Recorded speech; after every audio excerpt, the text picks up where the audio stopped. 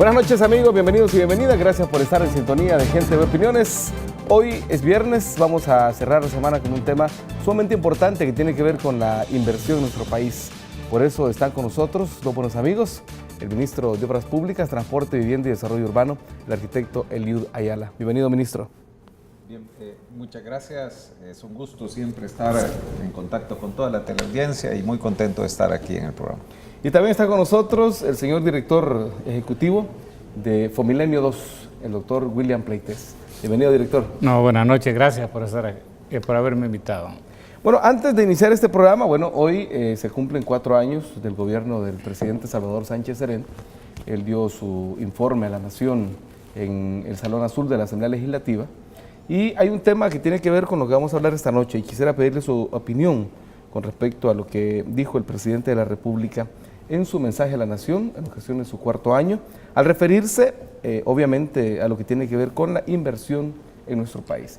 Veamos lo que dijo el presidente y lo comentamos luego, ¿les parece? Perfecto. Listo, veamos. Durante mi gestión hemos impulsado medidas para mejorar el clima de inversión y ampliación de negocios, posicionando a nuestro país como un destino atractivo para nuevas inversiones. Es por ello que nos llena de optimismo y confianza que para el 2017 en El Salvador se incrementó la inversión extranjera directa a $791.9 millones,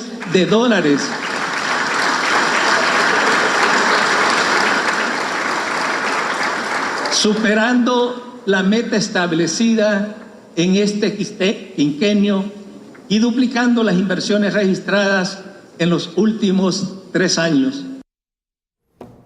Bueno, ahí teníamos ese mensaje, esa parte que incluye lo que tiene que ver con la inversión pública que se ha hecho en nuestro país.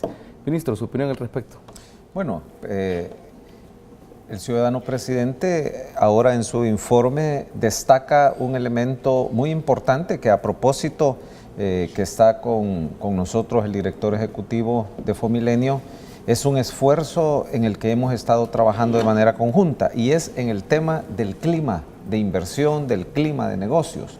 Él, haciendo alusión precisamente sobre el crecimiento que hemos tenido, es importante recalcar la señal que muy recientemente tuvimos a propósito de la elaboración y la preparación de los asocios públicos privados, en el sentido de que esto fortalece decididamente el clima de inversiones. Los datos que el presidente da son sumamente ilustrativos y como él lo mencionó, son más de 750 millones los que en inversión vía cooperación extranjera este país ha recibido.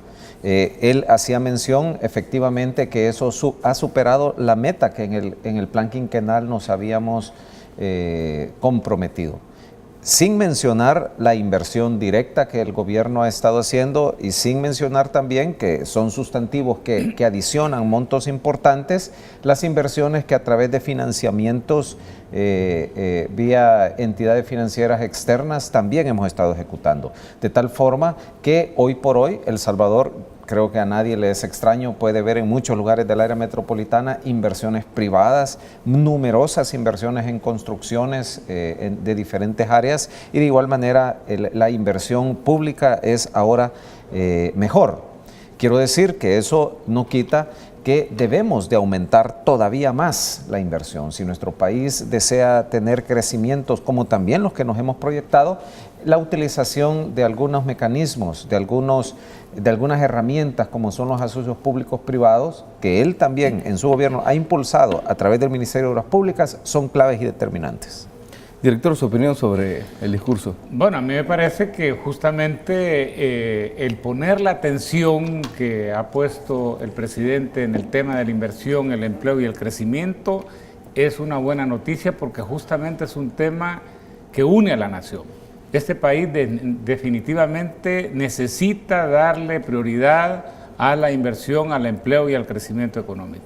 Que los números se estén moviendo en la dirección adecuada es una buena noticia para el país y como bien dice el ministro de Obras Públicas, esto es prácticamente una una apuesta que hay que potenciar, ¿verdad? De hecho, el programa Fomilenio 2 nosotros lo concebimos como una suerte de embrión de una estrategia nacional de empleo y de crecimiento económico.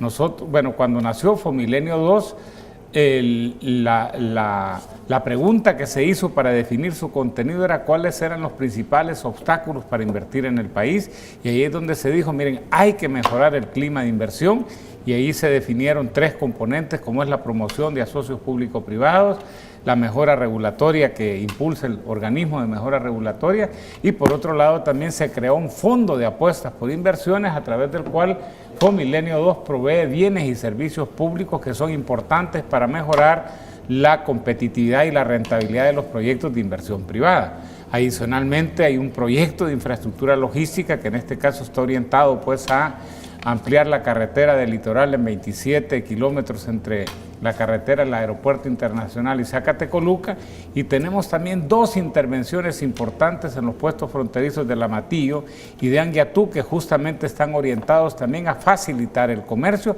más la intervención que tenemos en el proyecto de capital humano que está orientado a mejorar la calidad de la educación y a fortalecer la educación técnica y profesional. Y justamente recientemente se desarrolló una reunión entre el Ejecutivo y Fomilenio 2 para acelerar y ponerle pues todo el vapor que necesita este esfuerzo del que nos está hablando el director. Tenemos una nota, la vamos a ver y luego la comentamos. Veamos. El reto es acelerar de forma efectiva la intervención en más de 40 centros escolares con fondos de Fomilenio, además de la ampliación de la carretera del Aeropuerto Internacional Monseñor Óscar Arnulfo Romero hacia el municipio de Zacatecoluca, entre otras inversiones que buscan ejecutar durante el 2018, por un monto promedio de $250 millones. Y una buena cantidad de recursos de estos 250 millones que vamos a ejecutar en el transcurso del año 2018 tiene que ver con toda la zona costero-marina, con toda la zona de, como se le conoce, la costa, que es un importante segmento de la población del país al cual vamos a impactar de manera positiva. Con esta reunión buscan mantener coordinados todos los esfuerzos del gobierno para evitar contratiempos en la ejecución de las inversiones. Porque queremos garantizar que todos los equipos, tanto los equipos de Fomilenio como los equipos del gobierno nacional, estén debidamente alineados, cooperando, colaborando, coordinando y tomando las decisiones oportunas para garantizar que cada programa, cada proyecto, ¿verdad?, se haga en tiempo y con la calidad que demanda Fomilenio 2. Este esfuerzo de trabajo se enmarca dentro del Plan 10, que busca dinamizar las labores del Ejecutivo, de tal forma de acelerar todos aquellos procesos que permitan superar los obstáculos. Se estima que Fomilenio 2 está incluido para septiembre del año 2020, con una inversión de $365 millones. Bueno, muchas gracias a Mario Zelaya por la nota. Ministro, además de este impulso que se le está dando, acelerando todas estas obras, también hubo una señal muy positiva para el país, con la aprobación de forma unánime de una reforma que da el banderillazo de salida para la puesta en marcha de los asocios público-privados en nuestro país. Una buena noticia que sin duda viene a sumarse a este esfuerzo de mejorar el clima de negocios. Sí, efectivamente, y quiero hacer alusión a una de las últimas frases que también el presidente ahora en su discurso a la nación, precisamente en la Asamblea Legislativa, él terminaba diciendo que era importante el esquema de unidad, que el país puede desarrollarse en unidad, y precisamente cuando estamos hablando de los asocios públicos privados y hablamos del día jueves por la tarde, teníamos una fotografía que ilustraba perfectamente que es posible en el país poder tener acuerdos independientemente de cualquier tipo de pensamiento que se tenga o del sector o grupo de interés que se tenga. Si tenemos una apuesta, si tenemos claridad acerca de las herramientas y las ventajas que podemos tener, nos podemos poner de acuerdo. Así, el día jueves de la semana pasada, en el salón anexo que está al propio salón principal donde se reúnen los miembros de la Asamblea, todos los congresistas, anunciábamos al país que había concluido una votación que en ese, si no me equivoco, fueron 76 los diputados que votaron electrónicamente, más 2 a mano alzada, y eran el 100% de los diputados que estaban ahí presentes. Es decir, no hubo ninguna abstención ni ningún voto en contra. Ninguno. Y aparte de eso, también había un equilibrio con todos los gobiernos locales, y también, tengo que decirlo, también hubo mucha participación por parte de las principales, que eran las empresas interesadas. Hubo un poquito de resistencia al principio, entiendo. Yo creo de que cuando existe alguna propuesta que en determinado momento es novedosa, en muchas ocasiones puede haber algunas oposiciones, ya sea por incomprensión, por no tener la información completa, pero fueron elementos que mediante el diálogo, la discusión, poco a poco fueron cayendo por cada uno de sus pesos, y el que se elevó es la conciencia de desarrollo nacional. Pero fíjese que eso es importante, ministro, y perdón que lo interrumpa, pero eso da señal de que no fue algo impuesto, ni fue algo que ya vino como palabra de Dios y que solo era de aprobarlo, sino que justamente ese diálogo que se dio, donde se incorporaron, entiendo, algunas de las peticiones de los alcaldes, da esta señal de que fue algo que se logró justamente con el consenso. Correctamente, no fue algo que se aprobó en la madrugada y en la oscuridad, sino que a plena luz del día. Como solía hacerse antes, ministro. Así es, sino que a plena luz del día, durante un periodo estuvimos discutiendo y hubieron numerosas participaciones, algunas de ellas, por supuesto, contradictorias, opuestas, coincidentes, polémicas, pero al final del día hemos llegado y llegamos a un punto en el que todos manifestaron públicamente y todos querían salir en la fotografía como participantes de un esfuerzo nacional. Todos fuimos coadyuvantes a este esfuerzo, y creo que ahora de una manera orgullosa podemos decirlo. Quiero decir que lo que se aprobó no es todavía un APP, sino es el haber permitido una modificación al artículo 26 de la Ley de Carreteras y Caminos Vecinales, que habría la oportunidad a que en una posterior ocasión llevemos, como la ley lo mandata, precisamente para aprobación, el primer APP que el país tendrá. Y esto era importante.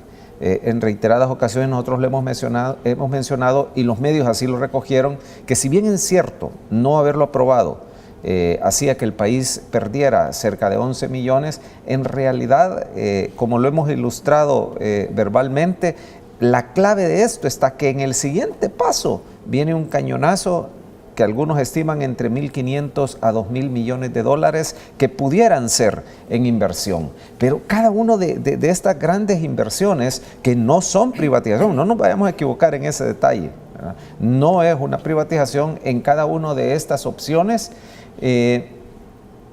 teníamos, todos estos inversores estaban muy atentos de lo que estaba pasando en El Salvador, de cómo precisamente el clima de inversiones y los esfuerzos por también fortalecer jurídicamente estas actividades, El Salvador hacía y cerraba filas, y así ocurrió.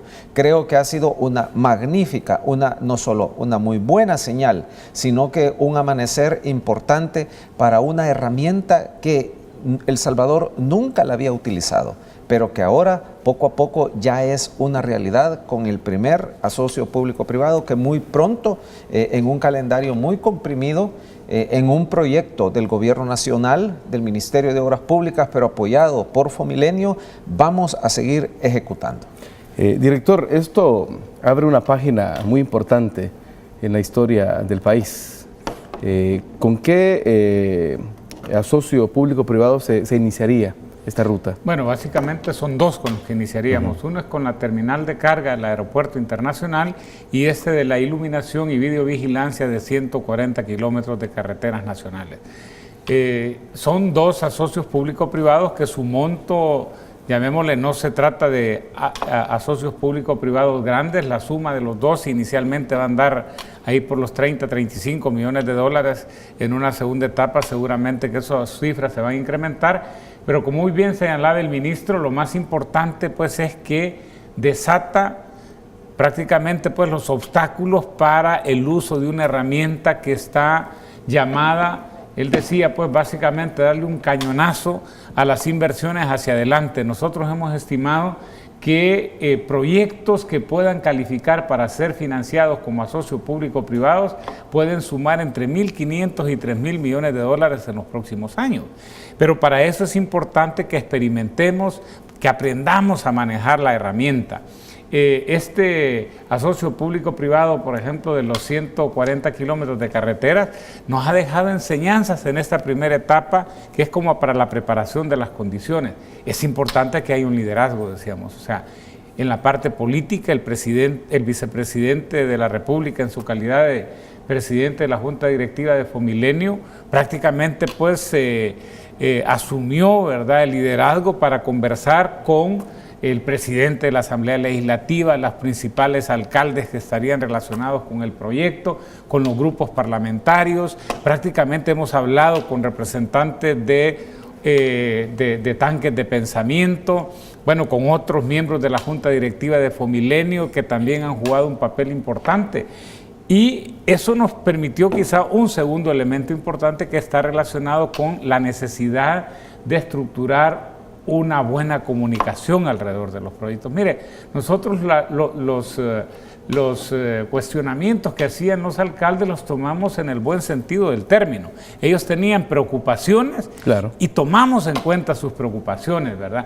Y por supuesto, ahora que viene la etapa ya de la preparación, llamémosle así, del proyecto que va a ser objeto de la licitación o del contrato, es importante también que la firma que se ha contratado para desarrollar esa tarea converse también nuevamente con los alcaldes, con los potenciales inversionistas, que converse también con las comunidades, a efecto de asegurarnos pues de que realmente el proyecto genere el mayor beneficio neto posible a la sociedad salvadoreña. Ahora, ministro, ¿por qué es importante regular esto de la publicidad en las carreteras?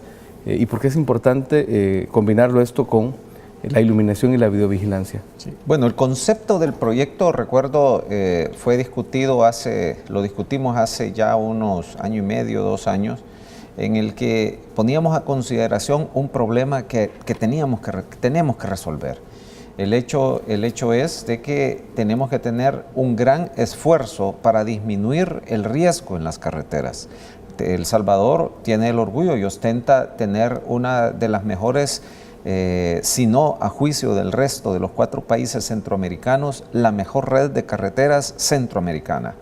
Pero la red de carreteras, para seguirla desarrollando, era imprescindible poner a discusión un tema que es la seguridad. En este país, en nuestro amado país, alrededor de 50 personas, existen cerca de 50 accidentes diariamente, y de ellos alrededor de 2 o 3 resultan lamentablemente en fallecidos. Pero para enfrentar esto hay que enfrentarlo desde una cantidad de frentes, y uno de ellos es enfrentar el tema de la distracción al volante. La distracción es uno de los 2 elementos que más genera precisamente la accidentabilidad. El primero entiendo que es invadir el carril. El primero es la invasión del carril, que genera un choque frontal. Estamos aumentando dispositivos a ese efecto, pero en los temas de distracción, en toda la matriz que tienes que ver, encontrábamos que existe una aparente contradicción, que es lo que buscamos regular, entre el interés precisamente de todos los publicistas y de todas las empresas que se dedican a esto, a diferencia precisamente de atraer la atención de los conductores. En el escenario mundial esto se ha enfrentado bajo 2 filosofías. Una filosofía ha sido, en algunas partes del mundo, eliminar totalmente de las carreteras los distractivos. Entiendo que en España ya procedieron a eso.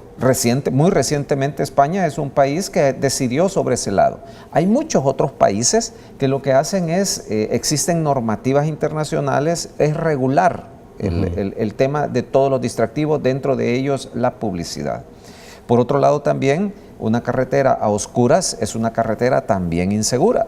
y una carretera que tiene una iluminación, demostrado está que el porcentaje de la cantidad de accidentabilidad disminuye hasta en un 35%. Es innegable, vemos en los periódicos que hay choques de un automovilista contra una rastra que estaba estacionada e impacta por las razones que sean. Pero la accidentabilidad disminuye drásticamente. Y por otro lado tenemos el factor que una carretera que tiene videovigilancia por supuesto que genera todavía condiciones ya en un ámbito un tanto diferente, pero también la vuelve más segura como infraestructura. Si nosotros combinamos estos elementos, nos dimos cuenta que era muy factible y se hicieron estudios que demuestran que esto es posible, previo a esto, que si nos íbamos por la línea del ordenamiento, permitir que los empresarios, la empleabilidad que ya está instalada, poderla potenciar. Hoy por hoy, ellos, hoy antes del jueves, perdón. Claro.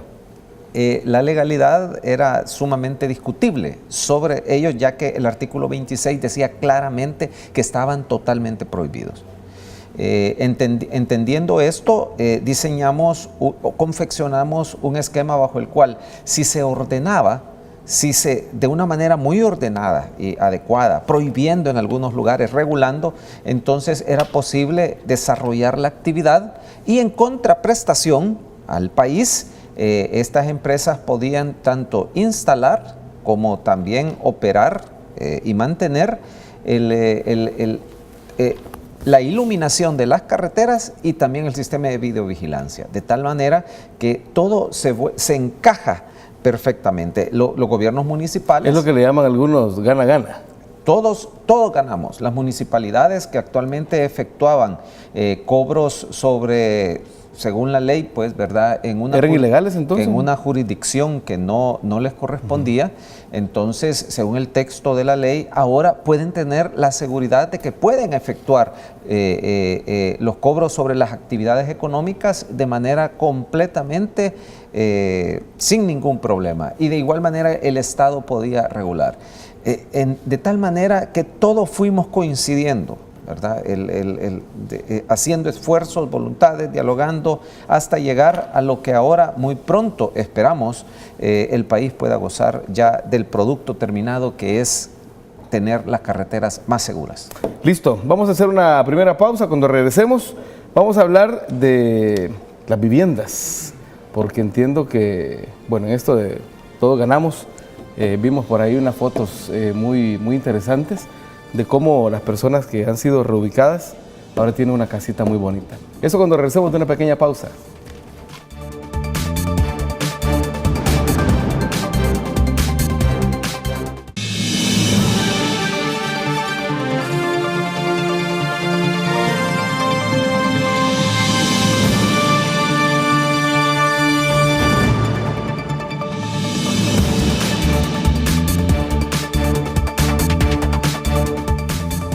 Bueno, muchas gracias por su sintonía. Recuerde que nos puede sintonizar a través de Facebook Live.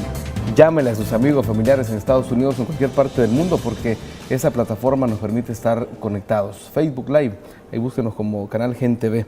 Vamos a ver, director, esta semana pudimos ver que incluso con la asistencia de la embajadora de los Estados Unidos y usted, señor ministro, la entrega del primer, entiendo, paquete de viviendas para las familias que han sido reubicadas, porque se está ampliando la carretera desde el desvío al aeropuerto Monseñor Arnulfo Romero hasta Zacatecoluca. Cuéntanos más sobre eso. Bueno, lo que pasa es que todos los proyectos financiados con fondos de la Corporación Reto del Milenio, sobre todo los que están relacionados a infraestructura, tienen que garantizar el cumplimiento de ciertas normas ambientales y sociales. En este caso, la idea pues es que en materia ambiental y en materia social, las personas y las comunidades impactadas queden en una situación mejor que antes de que se realizara la intervención. En este caso, con la ampliación de la carretera, por supuesto, hay muchas familias que van a ser reasentadas, ¿verdad? O sea que muchas de ellas han estado viviendo por años a la orilla de la calle, en viviendas precarias y adicionalmente corriendo altísimos riesgos, ¿verdad? Y una de las actividades iniciales en el proyecto carretero consistía precisamente en el reasentamiento de esas familias. Y eso es como una de las grandes satisfacciones que genera este tipo de proyectos. Bueno, ahí están las imágenes, familias director, que en efecto pues han cambiado o pueden cambiar sustancialmente su vida. Nosotros, por ejemplo, esas imágenes de esos padres, de esas madres, de esos niños, ¿verdad? Expresando una alegría que por primera vez iban a tener una casa propia, y sobre todo ese momento de estar abriendo la puerta de su casa, realmente es un momento de mucha alegría y que realmente, como digo, genera satisfacción a los que estamos trabajando en proyectos de esta naturaleza. Ellos estaban viviendo en lo que llamamos de los derechos de vía, ¿verdad? Exactamente. Y ahí muchos de ellos no tenían servicios de agua, luz. Exactamente. Y vivían una precariedad tremenda. Una precariedad total en términos de materiales de construcción, en términos de carencia de servicios sociales básicos. O sea, en otras palabras, es un camino para poder comenzar a tener una vida digna. Por eso es que veíamos esa enorme alegría y la verdad pues que todos los que tuvimos ese privilegio de estar presentes en ese acto salimos muy felices, muy satisfechos. ¿Usted también estuvo ahí, ministro? Sí, efectivamente. Quiero decir de que estos son las ventajas laterales, pero de una importancia vital que tiene la ejecución de un proyecto de infraestructura, en este caso bajo la nueva modalidad que estamos ejecutando en El Salvador. Ya no vemos aquellas fotografías de desalojos forzados en la madrugada, de choques inclusive de las comunidades, sino que de igual manera como ocurrió también en Rancho Navarra y en los otros proyectos que estamos ejecutando en la ampliación de la carretera del Puerto de la Libertad, tiene incluido un componente todavía más fuerte y socialmente responsable sobre este efecto. Quiero decir que el proyecto, como es de todos conocidos, ofrecerá al país ventajas, pero era innegable que teníamos que buscar una alternativa digna para todos aquellos que también tenían muchos años de vivir ahí. No se valía que sencillamente desvalorizáramos a la sociedad salvadoreña y sencillamente los retiráramos porque a la usanza antigua eran estorbo para las ejecuciones. No, hay dignidad y eso es lo que hay que resaltar. Ese día, conjuntamente con la señora embajadora de los Estados Unidos, también con el alcalde de la zona y por supuesto con el director ejecutivo, con William, estuvimos en un acto muy bonito, tremendamente significativo, de muchas remembranzas, de expresiones de alegría y de la transformación que este país está ofreciendo también a los grupos sociales. Oíamos a cada una de las familias ya ver, porque ese era el tema, no era una promesa. Ya habíamos ido anteriormente cuando se puso la primera palabra de concreto, pero ahora era la entrega de las llaves. Y recuerdo, sobre esto reflexionamos también porque es una llave que no solamente física, sino que con estos esfuerzos estamos abriendo, no solamente puerta física, sino que con esta llave estamos abriendo al país nuevas oportunidades. Y las casas, como podemos ver, ministro, son casas muy bonitas, es decir, sí, quedaron ahí en el olvido aquellas, sí, ¿cómo le llamaban aquellos hornos microondas que se entregaban en la década correcto, anterior? Eran todos de lámina. Según nos decían los técnicos, en los censos que se habían hecho, el promedio de área de las familias era de 12 metros cuadrados. Eso quiere decir que en promedio la familia resolvía todos sus problemas, no los resolvía, pero trataba de enfrentarlos en un simple cuarto de 4x3. Ahí estaba la cama, ahí estaba su cocina, ahí estaba todo lo que puede tener una casa, era un cuarto de 4x3. Ahora ellos se les ha entregado un terreno de 200 metros cuadrados en los cuales tienen viviendas que tienen algunas de 2, otras de 3 dormitorios, dependiendo del núcleo familiar, con una sala comedor, tienen un corredor, una fosa séptica, energía eléctrica, es decir, todos los elementos que dignamente una familia salvadoreña tiene que tener para el hábitat y para poder desarrollar su hogar. También nos informaron que se firmó un convenio muy importante entre el Ministerio de Obras Públicas, Fomilenio, y la Secretaría de Inclusión Social. Tenemos una nota que habla sobre eso y luego me gustaría, director, que nos hablara de ese componente. Veamos. La Secretaría de Inclusión Social, el Ministerio de Obras Públicas y las autoridades de Fomilenio 2 firmaron un importante acuerdo para desarrollar habilidades y promover el desarrollo de capacidades emprendedoras de las mujeres que habitan en las zonas donde se ejecutan los proyectos viales, específicamente de la carretera El Litoral y la frontera El Amatillo. Por su parte, Fomilenio 2 se compromete a dar apoyo técnico y financiero para desarrollar los proyectos. En el caso de la Secretaría, a través de Ciudad Mujer, desarrollará jornadas de formación y asesoría empresarial a las mujeres que forman parte del área de cobertura de los proyectos ejecutados por Fomilenio 2. Y por su parte, el Ministerio de Obras Públicas proporcionará el respaldo técnico y financiero para liderar las iniciativas que se ejecutan en el terreno, entre ellas el desarrollo de capacidades para la empleabilidad de mujeres. Listo, y tengo a mis notas que próximamente se va a desarrollar la primera graduación de mujeres. Cuéntenos más, director. Bueno, es que justamente, como decía, como parte de estas normas ambientales y sociales, una atención particular se le da, por supuesto, a las mujeres, a los jóvenes en riesgo. Nosotros sabemos que también a la orilla de las carreteras hay personas, mayoritariamente mujeres, que tienen también pequeños negocios, ¿verdad? Entonces, y muchas personas también en los alrededores que por supuesto andan buscando oportunidades de emprendedurismo, de empleabilidad. Nosotros básicamente lo que observamos en primer lugar es que el Ministerio de Obras Públicas se ha caracterizado por ser una entidad gubernamental que le ha dado particular atención al desarrollo de oportunidades de formación y de empleabilidad para mujeres, y por otro lado pues sabemos también de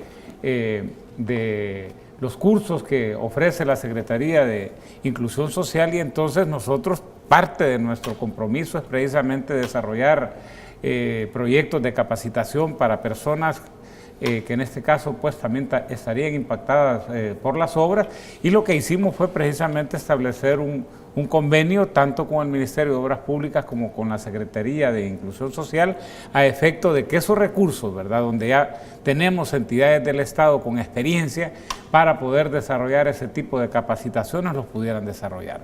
Y para nosotros, por supuesto, es también un gusto saber que dentro de los parámetros que establecimos como línea de base de participación de mujeres en actividades no tradicionales, como se refiere pues a las que típicamente se desarrollan en obras públicas, realmente estamos observando una cantidad creciente de mujeres empleadas en tareas de albañilería, supervisión, banderilleras, etcétera, un montón de actividades que, como digo, eso en gran medida pues es montarse en una buena práctica que yo creo que hay que darle su mérito al Ministerio de Obras Públicas, que ha sido pionero en promover programas de esa naturaleza. Y la expertise en ese sentido la tiene Ciudad Mujer, ¿no es cierto? Exactamente, por eso digo, entonces, por un lado, una experiencia en formación, y por la otra, pues, de una entidad que prácticamente tiene años de estarle dando prioridad a este tipo de proyectos, tiene una unidad de género muy activa, y decía, nosotros teníamos el compromiso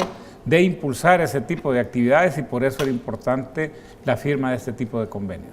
Ministro, la construcción de esta prácticamente nueva carretera a 4 carriles, entiendo que tiene una gran cantidad de puentes y obras de paso.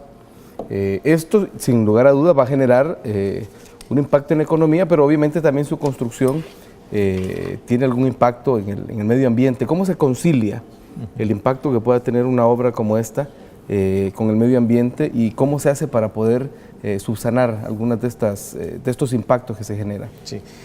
Como dije anteriormente, las obras de infraestructura que per se y finalizadas van a dar definitivamente un plus al país y oportunidades de empleabilidad y desarrollo, deben de verse también como oportunidades en cada una de las áreas que transversalmente tienen que ver, solo de manera complementaria al tema que estábamos viendo anteriormente.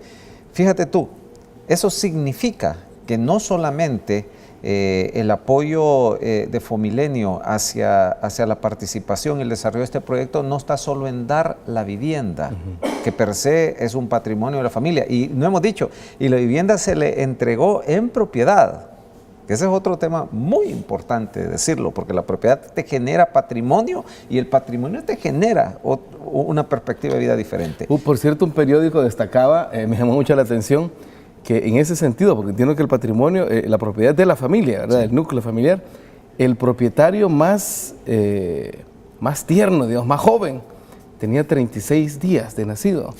Ahí veía una fotografía en uno de los periódicos de un muchachito de 36 días, una criaturita allí, que ya es propietario de su vivienda. Sí.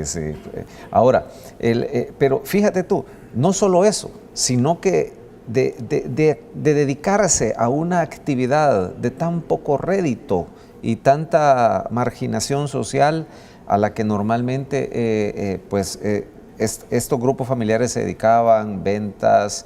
Ahí generalmente venden coco, miel, semillas. Sí, o se subían a buses para vender. Ahora están incluidos en un programa de formación, programas de emprendedurismo que les ofrecen herramientas para poder desarrollar creativamente algunas formas de desarrollo, programas de albañilería, inclusive una cantidad de programas a los cuales ellos ahora como grupos pueden realmente tener una movilidad social positiva y ascendente y poder ver nuevas opciones realmente de esperanza de vida. Eso es importante decirlo. Pero también, como tú lo dices, existen otros componentes que de igual manera están teniendo ventajas importantes. Uno de ellos es el tema medioambiental. Todos sabemos que un país como el nuestro, que está en la franja tropical, donde la biodiversidad, aquí es donde más biodiversidad hay en el mundo. Nosotros vivimos en el mejor lugar del mundo, es el trópico. Aquí es donde la vida florece a todo pulmón del planeta. Todo el año. Sí, así es. Aquí tú ves que hasta plantas salen en los muros, en medio de donde uno creería que no podría salir un árbol, sale un árbol. Estamos en el mejor lugar del mundo. Pero resulta que el desarrollo de la carretera también, de esta infraestructura, también debería de ser un mecanismo de apalancamiento, y una de las cosas muy importantes es que las medidas medioambientales ya no se van a limitar como antes, que se limitaban en los arriates a sembrar árboles en una compensación de 10-1. Aquí la escala cambió. Y se dijo, bueno, firmamos recientemente un convenio con FIAES, en donde la apuesta hacia lo que podríamos decir compensación, pero yo no creo que sea solo compensación, es una inversión medioambiental, es de toda la región. La participación es en el ecosistema alrededor de la laguna de Cuscachapa, si no me equivoco. Tahualapa, de Tahualapa. También se va a atender un programa del bosque de galería, del manglar, también la atención a un programa de tortugas marinas, también el sector. Es decir, las oportunidades que te dio esta carretera de poder financiar son ya no bajo el mismo concepto limitado, sino que ahora tenemos oportunidades mucho más grandes de inversión y de una manera, considero yo, muy inteligente de ejecución. Listo, vamos a hacer una segunda pausa. Cuando regresemos, vamos a seguir profundizando en otros aspectos que tiene, como ya lo decía el director William Pleites, este programa que se desarrolla como parte de las obras que realiza el gobierno de El Salvador con el apoyo de Fomilenio. Una pausa y venimos con más.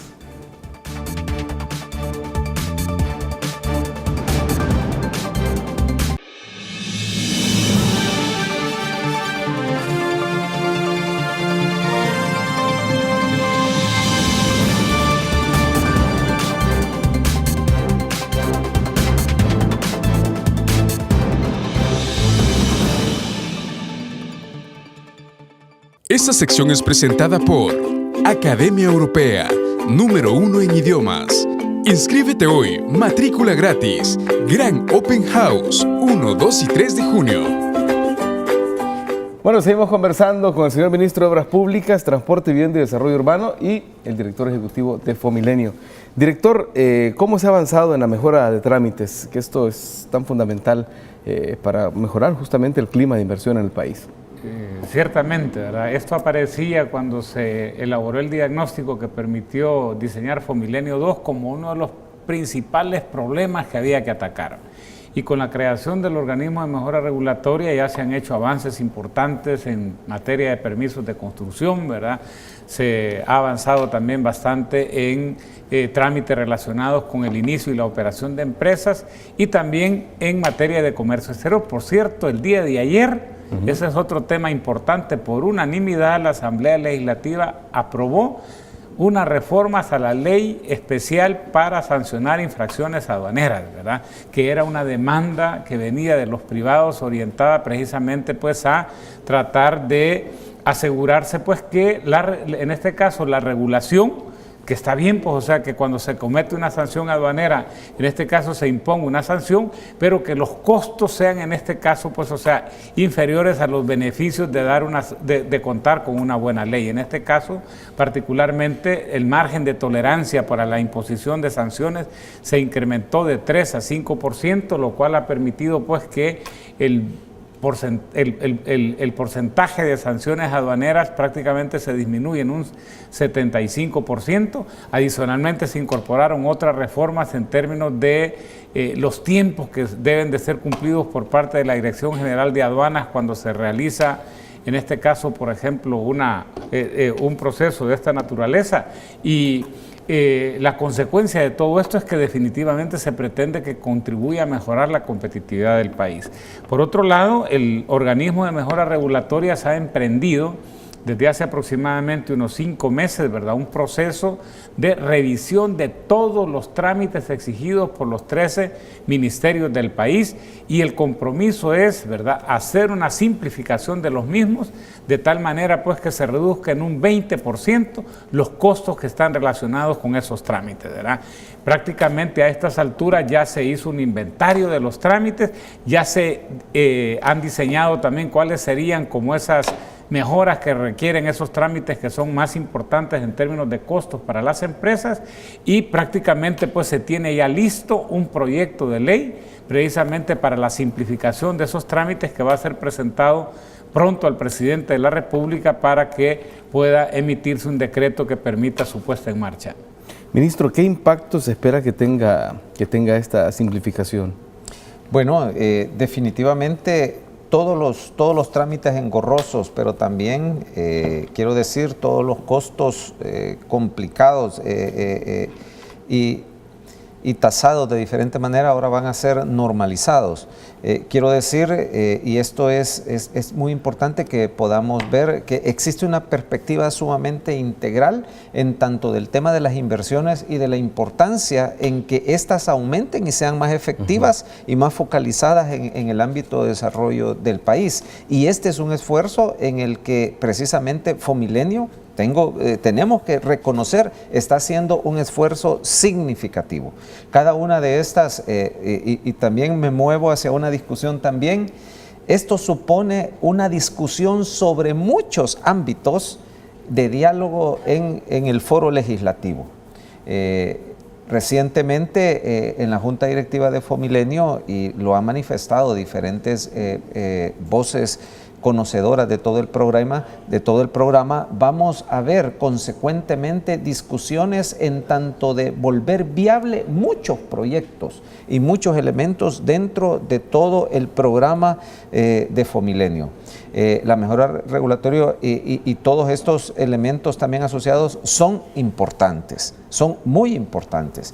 Y yo aquí más diría, tenemos que hacer un esfuerzo, y esto nos debe de servir de plataforma, insisto yo, para buscar entendimientos básicos en todos los aspectos. Los temas de polarización con los cuales muchas veces hemos fotografiado la dinámica política del país, podemos ver que esos pueden encontrar bajo un diálogo sincero y franco puntos de consenso y elementos básicos sobre los cuales caminar. Creo que estamos dando muy interesantes luces en ese aspecto en la cultura política del país. ¿Pero qué impacto se esperaría ya a la hora porque hay quejas que han sido recurrentes durante muchas décadas de los empresarios que a la hora de querer iniciar un negocio, querer hacer una urbanización, querer hacer un proyecto de inversión en infraestructura, se encuentran con que a veces un trámite un documento se les pide 2 veces, o una institución ya lo pidió una vez, pero se le vuelve a pedir. Pero en la práctica. Eso es justamente el trabajo que ha estado haciendo el organismo de mejora regulatoria.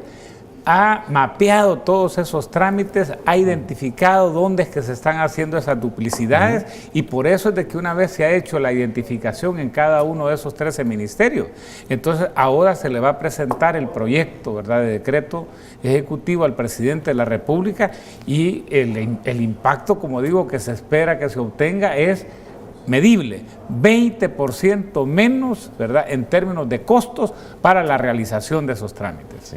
La agilización supone que no solamente la creación de empresas, sino el desarrollo de todas las operaciones que requieren algún trámite sea hecho lo más expeditamente y lo más rápidamente posible. En el caso de los proyectos de infraestructura, que es parte de una cantidad enorme de procesos que los ciudadanos hacen en diferentes ámbitos, siempre ha sido, por ejemplo, muy criticado y de manera válida. Yo personalmente, conociendo la industria de la construcción también, el tema de toda la tripa chuca que había alrededor de una cantidad de trámites. Y ojo, que cada institución sobre un enfoque válido de cómo hacer respetar las leyes que sustentaban cada uno de estos cobros. Y eso podría llevar años. Sí, pero el aporte y este análisis nos hace ver, saliendo de cada una de las instituciones, ver todo el bosque y ver cómo se simplifica.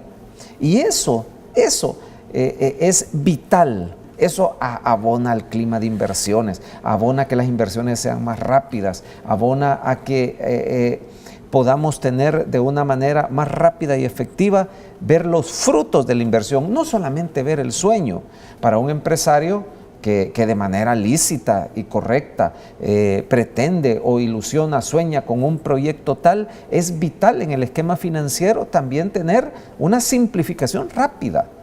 El Salvador en ese sentido se está modernizando y vamos a ver con la implementación total un clima muy mejorado en estos temas. Listo, yo quiero agradecerles, el tiempo se nos ha ido como agua entre las manos, que hayan tomado parte de su agenda para venir a contarnos y a la audiencia, pues informarle, ponerle al día lo que está sucediendo con este gran emprendimiento de país. Ministro, muchas gracias. Al contrario, creo que es vital para el pueblo salvadoreño no solamente tener la información. La información per se es vital tenerla completa, pero la debe tener también en oportunidad, en el momento necesario para la formación de ideas, la formación de criterios, y programas precisamente como el tuyo nos ayudan decididamente a la formación de los conceptos y las ideas. Director. No, muchas gracias por la invitación. La verdad es que es parte del deber que tenemos nosotros de informar y informar oportunamente, y más bien estamos a la orden para ser nuevamente invitados cuando se estime conveniente. Listo. Y a ustedes, amigos, amigas, les invito a que se queden con Gente V porque hay mucho más para todos y para todas. Pasen buenas noches.